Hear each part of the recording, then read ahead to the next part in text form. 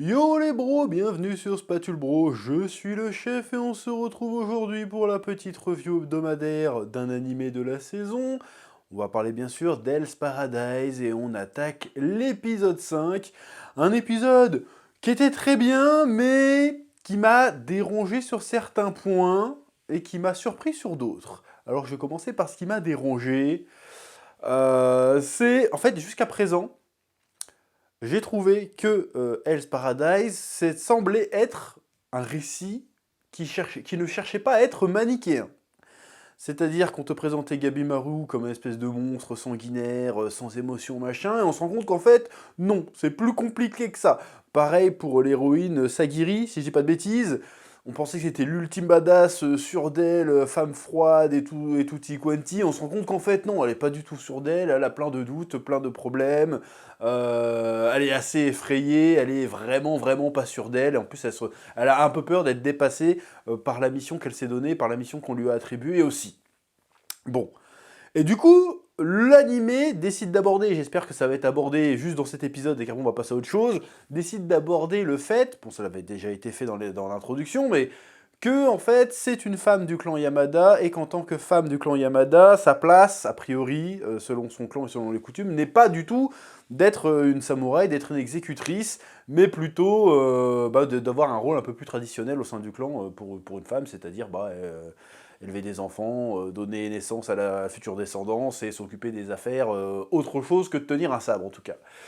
Et autant le sujet est plutôt intéressant et fait sens avec l'époque à laquelle l'histoire est censée se dérouler, et fait partie inhérente des doutes et comment dirais-je, des défis, des difficultés auxquelles le personnage est confronté, autant je trouve que c'est traité avec un espèce de manichéisme un peu fastoche. C'est-à-dire que tous les hommes du clan, c'est des connards. Enfin, pas tous, il y a quand même une petite nuance, donc je vais mettre une petite nuance.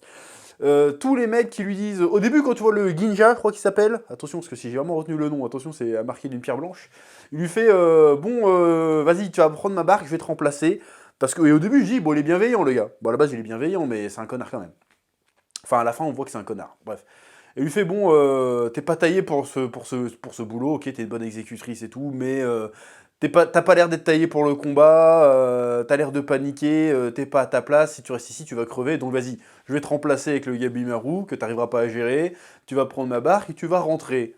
Bon, jusque-là, je me dis, bon, ok, le gars, il est sympa, il pense à elle, et puis c'est vrai qu'elle a pas vraiment brillé par sa présence depuis qu'elle est arrivée sur l'île. Au contraire, tu vois, qu'elle se chie dessus, qu'elle fait que de la merde, entre guillemets. Tu dis, bon, le gars est bienveillant. Puis il rajoute, puis de toute façon, t'es qu'une femme. Là, je fais, bon, là, on est sur un connard, déjà, parce que les critiques qu'il donnait, juste là, étaient entendables, mais il rajoute, de toute façon, en plus, t'es une femme, casse-toi, va faire des gosses, et il dit, wow, bon, calme-toi quand même, tu vois. Mais c'est justement à partir de là que j'ai trouvé que, bah, c'était un peu trop. Parce qu'à partir de là, tous les arguments du gars, ça n'était que, de toute façon, t'es qu'une femme. Et je me dis, bon, la subtilité est partie aux oubliettes, quoi. Et là, ça devient manichéen. C'est-à-dire, t'as le méchant sexiste patriarcal et la gentille frêle, et t'as la gentille femme qui est un peu frêle, mais qui est quand même déterminée à s'émanciper de machin bidule. Et là, je me dis, bah, c'est un peu clicheton. Ça aurait, selon moi, mérité un petit coup de subtilité. Bon, après, on voit quand même qu'il y a le... Je vais l'appeler le gros, je suis désolé. Bon, j'ai le droit d'être grossophobe. Je suis un gros sac moi-même. J'ai oublié comment il s'appelait. T'as le gros qui arrive, qui apporte une petite nuance. Il fait, non, mais moi, je pense que t'as quand même une bonne influence. Donc, ça montre quand même que tout le clan n'était pas ne sont pas des gros arriérés mentaux, tu vois. Donc, enfin, arriérés. Ce qu'ils sont arriérés, c'est l'époque. Je veux dire, ils sont en phase avec l'époque, j'ai envie de te dire. Enfin, bref.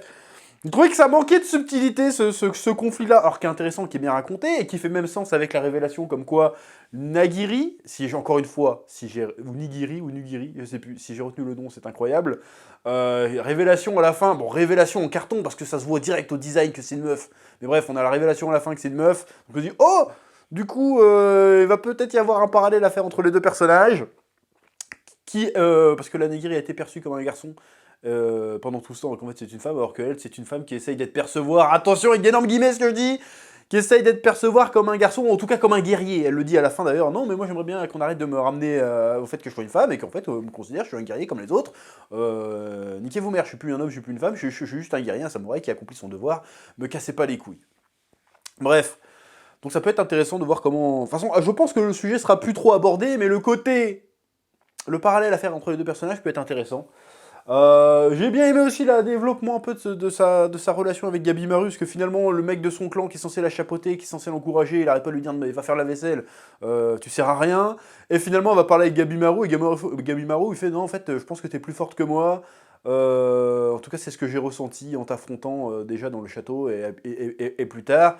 Et en fait, bon, ce qu'on comprend, c'est que la meuf, en fait, elle comprend un peu les sentiments humains, elle arrive à toucher les gens au plus profond de leur être, mais pas avec son sabre, avec ses mots, avec son empathie. Donc en fait, la meuf, elle découvre que son véritable pouvoir, c'est le Naruto Tolk no Jutsu, en fait, c'est ça. Parce qu'en fait, niveau combat, bon, elle a l'air balèze, mais elle a encore du mal au côté de prendre une vie, tout ça. Elle a du mal un peu à porter le poids. D'ailleurs, c'était un sujet des épisodes présents. Elle a du mal à porter le poids de la mort qu'elle va apporter. Du coup, ça les réfrène un petit peu dans sa manière de pratiquer le sabre. Mais a priori, malgré ça, elle arrive quand même à toucher les gens et à montrer que la force, finalement, ce n'est pas une affaire de gros muscles et une affaire de katana, c'est aussi une affaire d'empathie, une affaire de compréhension.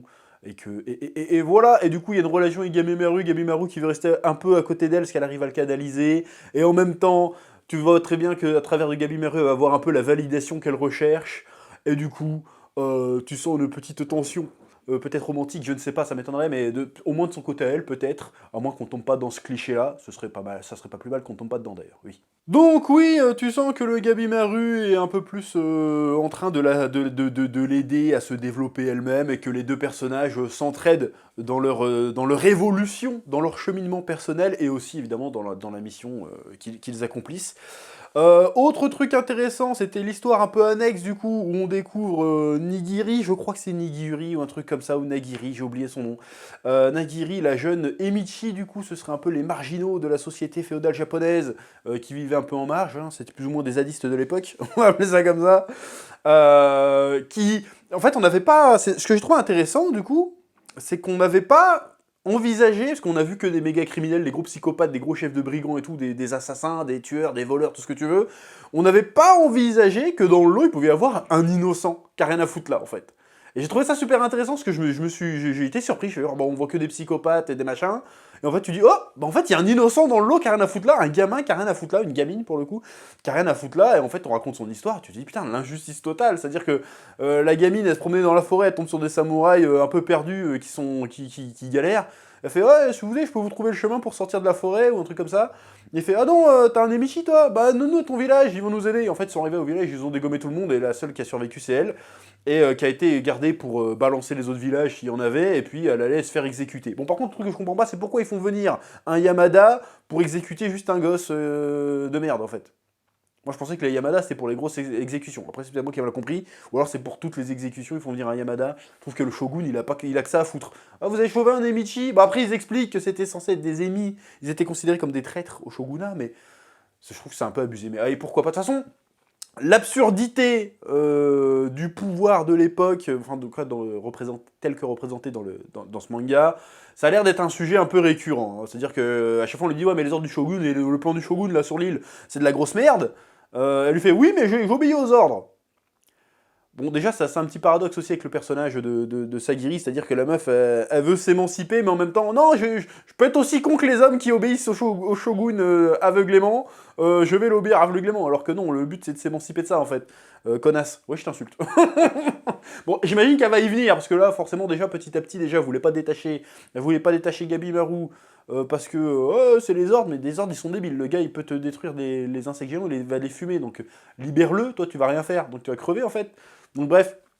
Donc, je reviens à cette histoire avec le samouraï, avec son bandeau de Konoha, je vais l'appeler comme ça parce que j'ai complètement zappé son nom, je sais même pas s'ils le disent à un moment donné, et Nagiri, j'espère que c'est ça, que je me tape pas longtemps encore, c'est que déjà on apprend qu'il y a des innocents, enfin en tout cas il y a une innocente dans le lot qui a rien à foutre là, donc l'histoire est doublement tragique, c'est-à-dire que déjà de base, elle a rien fait de mal à personne, son clan s'est fait fumer, et en plus, sa seule chance de salut, c'est d'essayer de rentrer avec des criminels pour choper un élixir sur une île complètement démoniaque, complètement tarée. Bon, elle a clairement eu à l'enchaîne les bâtons merdeux. Bon, par contre, je me pose quand même une question. Excusez-moi de poser la question. Peut-être que je suis chiant, mais je pose la question. On est bien d'accord que avant d'arriver sur l'île, ils ont fait une sélection de qui c'est qui arrivait à buter le plus de gens. Ah non, ouais, non, j'allais dire, bah, du coup, comment la gamine qui sait pas se battre, elle a fait pour s'en sortir. Mais finalement, bon, elle a dû rester dans un coin, et puis ils ont gardé que les mecs étaient encore debout à la fin, donc du coup, ça peut passer. Donc je me contre une eau tout seul, je me débunk tout seul. Mais bon, c'est quand même un peu bizarre. Tu dis, bah, qu'est-ce que fout là la gamine? Parce qu'il y a eu une sélection de bâtards avant, et non, je suis resté caché, on m'a pas touché, tranquille. Bon, bref. Et donc, on apprend qu'on peut pas quitter l'île de manière aussi facile que ça, parce que, bon, il y a une espèce de kraken qui se balade autour, qui éclate tous les bateaux, il y a une grosse muraille de bateaux, et donc pour réussir à s'échapper, a priori, il faut trouver le bon courant pour sortir. Bon, ça c'est intéressant, ça montre qu'en fait, ils ont vraiment pas d'échappatoire immédiat, donc ça c'est plutôt intéressant. L'autre chose intéressante, c'est la réflexion que le gros fait, ouais, je l'appelle le gros, c'est pas bien, mais j'ai le droit, qui dit, bah c'est bizarre parce que les monstres, ils ont pas d'organes internes, ils ont pas d'organes reproducteurs, ils ont l'air un peu grotesques et tout. Je dis, putain, l'île doit être certainement artificielle et les éléments qui s'y trouvent aussi doivent être artificiels aussi. Donc ça, c'est plutôt intéressant, c'est-à-dire dans tout ce mysticisme, ce fantastique, on se dit, peut-être que la solution la plus simple, enfin comment dire, peut-être que la première idée qu'on se ferait, comme quoi ce serait magique ou quoi que ce soit, c'est peut-être pas la bonne idée. Peut-être qu'en fait on est plus sur un truc qui serait un peu de la SF un petit peu rétro, tu vois. En mode, oui, on est au Japon féodal, mais t'inquiète, on a fabriqué des mutants ou trucs comme ça. Donc le mystère autour de l'île s'épaissit.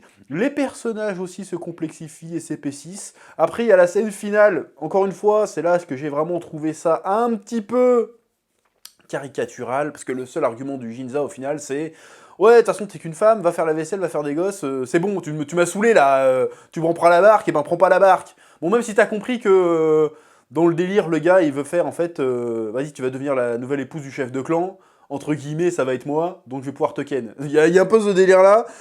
Et après, elle s'agenouille devant lui, elle fait je t'implore de. Bon, c'est ça que c'est un peu. C'est pour ça que c'est un petit peu paradoxal, parce que la meuf, elle veut s'émanciper, mais en même temps, vas-y, je respecte les règles, je t'implore de me laisser poursuivre ma mission et de plus me voir comme une femme. Et le gars, il a une réponse que je trouve complètement déproportionnée, c'est qu'il essaye de la buter, en fait.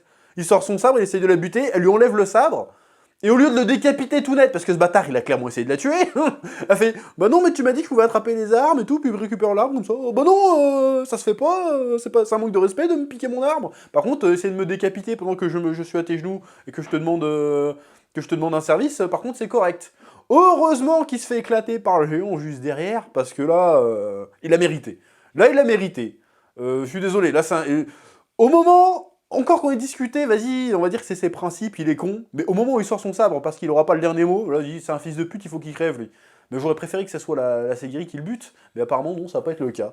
Donc voilà, donc il y a ce gros géant, qui aime bien buter les mecs un peu sexistes d'ailleurs, parce que dans le premier, avec le mec au cache-œil, il a carrément pas dire, attention, c'est avec une femme aussi, il s'est fait fumer, et celui-là aussi s'est fait fumer. Donc peut-être que le gars... Enfin, je sais même pas, c'est un gars, c'est peut-être une géante, hein, on sait même pas. Le géant est déclenché par les propos misogynes, très certainement. On sait pas, mais en tout cas, c'est plutôt marrant. Il s'est fait éclater, et bien fait pour sa gueule. Donc, très curieux de voir la suite. Est-ce que le géant va devenir un allié? Est-ce que ça va être un ennemi? Est-ce que ça va être un gros combat? Est-ce que ça va être le premier boss à battre du délire? Ou certainement qu'ils vont commencer à se friter avec le géant, et puis que des monstres vont arriver au moment opportun? Je ne sais pas, nous verrons bien. En tout cas, c'est un bien bon épisode, même si par moments, je trouve qu'il manque un peu de subtilité. Voilà, c'est à peu près tout ce que j'avais à dire sur cet épisode de Hell's Paradise. Comme d'habitude, je vous laisse le soin de mettre un petit pouce bleu, un petit commentaire pour dire ce que vous en avez pensé, un petit commentaire aussi, ne serait-ce que pour le référencement, ça fait plaisir, et je vous dis à très bientôt sur Spatule Bro pour de nouvelles vidéos. Oui.